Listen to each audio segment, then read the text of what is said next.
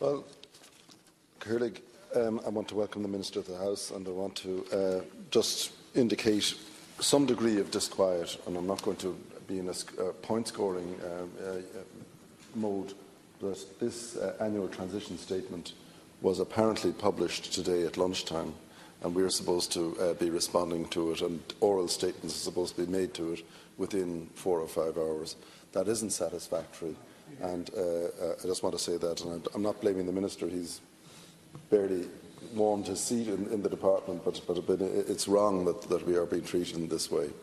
The second thing I want to say is this, that I'm a member of the Joint Oireachtas Committee on Climate Change, Mark in the Minister's department, and I hope that the Minister's tenure of the as Minister with responsibility in this area is going to be marked by a new approach to its relationship with the Oireachtas. I have sat at various meetings of that committee, and the constant impression I get is that we're being fed out-of-date information, obscurantist language, and that what has been so clear to everybody who's been at the meetings, and that is that Ireland is nowhere near meeting any of its targets and has no real capacity to do so, and is going to breach all of its targets, has been constantly kept hidden from us until it's too late to conceal it. And I just want to make one point to you, Minister, and it's an example of which I have some knowledge, and that is the whole question of the data centres which are being established in Ireland. There are, as I understand it, between 4 and 5 data centres being established in Ireland, with the active encouragement of this government, because it's part of their alliance, and I can see the commercial justification for it. It's part of their alliance with the IT sector and the general social media sector, etc. But each of those data centres is going to increase the demand for electricity in Ireland between 6 and 8%.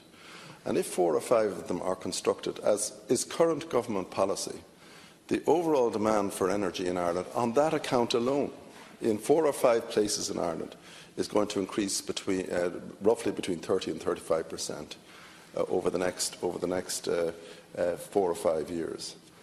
But at the same time, the Sustainable Energy Authority of Ireland is saying to the committee of which I'm a member that we want to reduce electricity consumption in Ireland, but by the year 2030, by roughly a third. And these targets do not meet.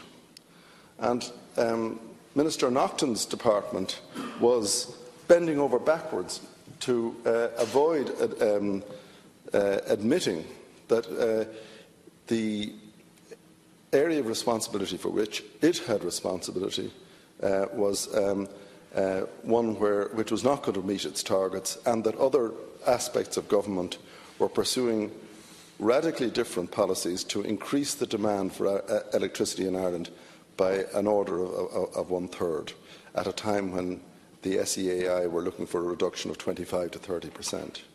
Now, we can't have it every way, and we have to have a degree of honesty in all of this.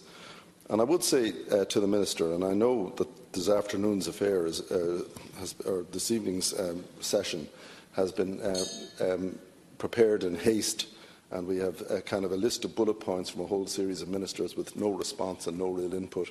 That is not what the Act was all about. That is not what was envisaged. What was envisaged was that members of the government would come into the houses, both houses of the Oireachtas, and orally present and defend what they were going to do. But coming in here with a little wish list, coming in here with a little wish list of bullet points and aspirations is not the way to achieve that. And I don't want to sound mean-minded, and I don't want to conclude on a mean-minded note, but I do think that this is approaching farce this afternoon. Thank you.